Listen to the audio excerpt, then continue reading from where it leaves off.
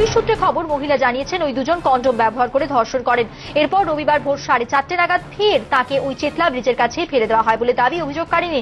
চেতলার মতো একটা জায়গায় ভর সন্ধ্যেবেলা থেকে যদি একজন মহিলাকে গাড়িতে করে তুলে নিয়ে 10 জন মিলে তারপরে গিয়ে ধর্ষণ করে, তাহলে তো প্রশ্ন উঠবে যে ওখানে কি আর কেউ ছিলেন না।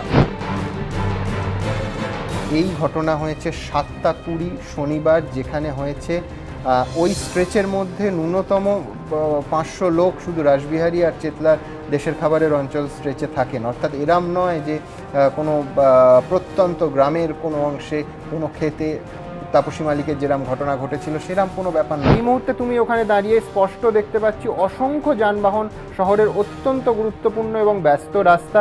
ঠিক ওই স্ট্রেচের ভেতর আমি বলছিলাম কিছুক্ষণ আগে যে রাসবিহারী থেকে চেতলার দেশের খাবারের স্ট্রেচের মধ্যে 500 মানুষ নিঃসন্দেহে ওই সময় থাকেন।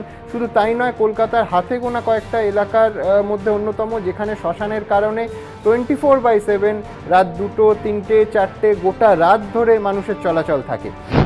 দেখো সুমন, তুমি দেখতেই পাচ্ছ যে আমরা এখন ঠিক যে জায়গাটায় দাঁড়িয়ে রয়েছি, চেতলা ব্রিজ থেকে ঠিক নামার মুখে, অর্থাৎ চেতলা পার্কের দিকে যাওয়ার রাস্তায়, এবং বহু গাড়ি এখানে এই মুহূর্ত দিয়ে যাচ্ছে।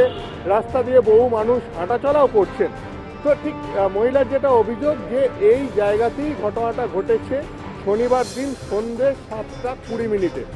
এখন স্বাভাবিকভাবেই এই প্রশ্নটা উঠছে, যেটা স্থানীয় বাসিন্দাদের এই প্রশ্নটা, যে সন্ধ্যে 7:20 ঘটনাটা ঘটলো, 10 জন মিলে একজন মহিলাকে গাড়িতে তুলে নিয়ে গেল, অথচ সেটা কারোর নজরে পড়েনি। এটা তো হতে পারে না।